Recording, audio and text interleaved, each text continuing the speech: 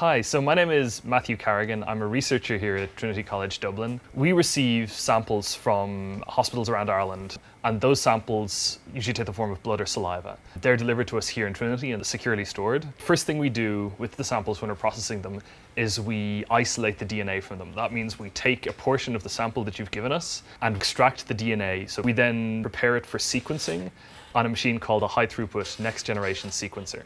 And what those do is they allow us to target huge numbers of regions in that DNA that we know to be relevant to genetic disease.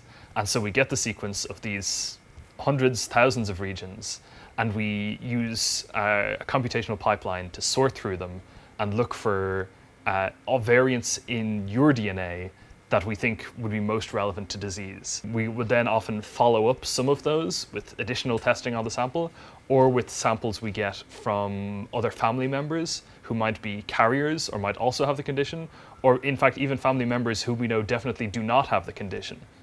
Because that itself can give us pieces of the puzzle that we need to reconstruct which parts of the DNA are causing disease. The ability to actually sequence genomic DNA at the scales that we're doing now has only really come into existence in the last probably 5 or 10 years. The first complete human genome that was sequenced was only finished sequencing in the early 2000s at a cost of billions of dollars and involving a consortium of universities around the world.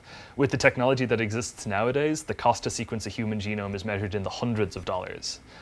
So the change has been astronomical. The change has been far faster than even the advancements in microprocessors and computer technologies and those other things that we see as moving incredibly quickly. The speed that genomic sequencing technology has improved is even faster than that.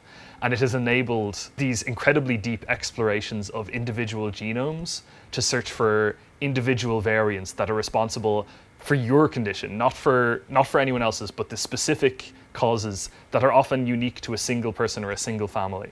This is incredibly important because inherited retinal degenerations are a very, very diverse set of conditions. You often hear them with names like retinitis pigmentosa, Stargardt disease, Usher syndrome, but these are very, very broad groupings of a huge range of genetic underlying conditions. The number of genetic causes for retinitis pigmentosa alone, you're talking more than 70 genes, you're talking thousands of known DNA variants that can cause retinitis pigmentosa.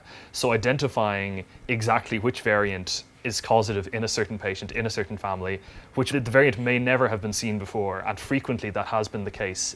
So the search for those is challenging, but it is important that we do that for both to broaden our understanding of these conditions across the whole population, but also to enable individualized treatment in the future, to identify clinical trials to identify treatments which will be relevant to specific patients. Now, there are few of these at the moment, but this is a very active area of research in the coming years and decades that is going to be very, very important for medicine as a whole and for inherited retinal degenerations in particular.